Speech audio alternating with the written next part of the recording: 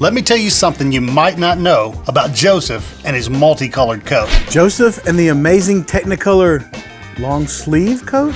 Why was Joseph's coat a special edition? How many colors were on this coat anyway?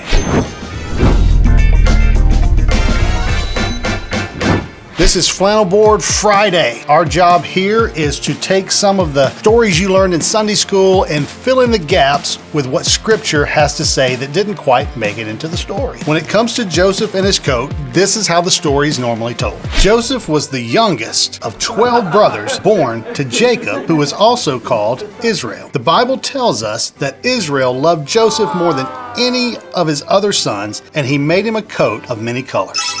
When Joseph's brothers saw that their father loved him more than any of them, they hated him. And to make matters worse, Joseph angered his brothers by telling them about dreams that he was having that indicated his brothers would someday bow down to him. One day, Joseph traveled to check on his brothers while they were watching his father's sheep. Joseph's brothers plotted against him, and they threw him in an empty well.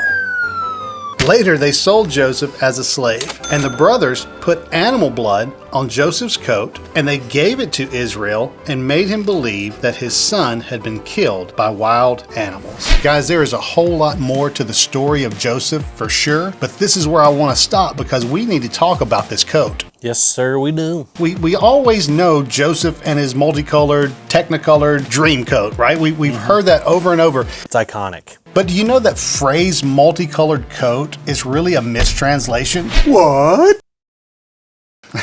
The Hebrew phrase for coat of many colors really means coat with long sleeves.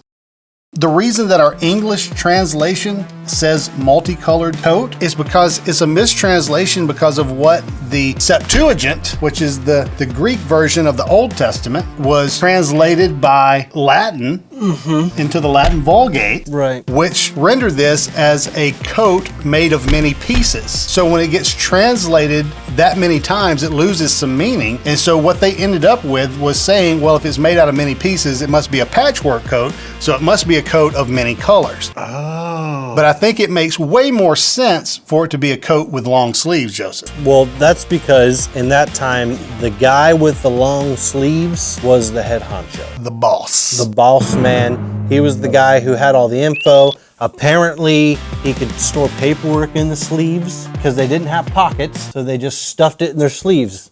Why? I don't know. The brothers weren't necessarily mad at Joseph because he had a cool colored coat that they didn't have, but because Israel gave Joseph the role of boss over all his older brothers. And you could see how that tension would play out. That one mistranslation has created, generations of incorrect understanding of every single person in Sunday school heard Joseph and the multicolored coat. There's a musical, Joseph and the Technicolor Dream Coat. There's t-shirts and figurines and all kinds of things, all based around a multicolored coat. And none of that stuff is correct. If the coat can be mistranslated,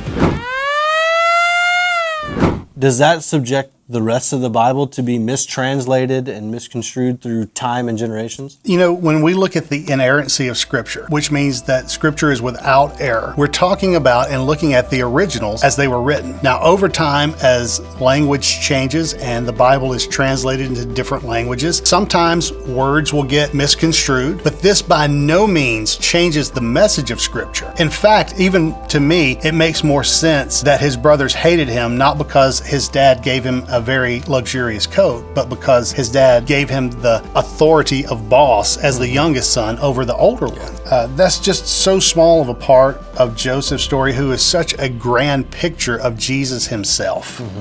Whose brothers hated him, cast him away, yet he loved them and brings salvation to them. When we look at our scriptures, don't ever think that the Bible is not inspired or that it has these kind of errors that would change it, because it doesn't. The only errors that you will ever find are man-made errors of punctuation and maybe something that's lost from language to language. But thank you for being with us here, Flannel Board Friday. I hope that you learned something today that maybe you didn't before. Now, you do not want to miss next week when we talk about a guy who walks through halls of Jello. I don't think that's right.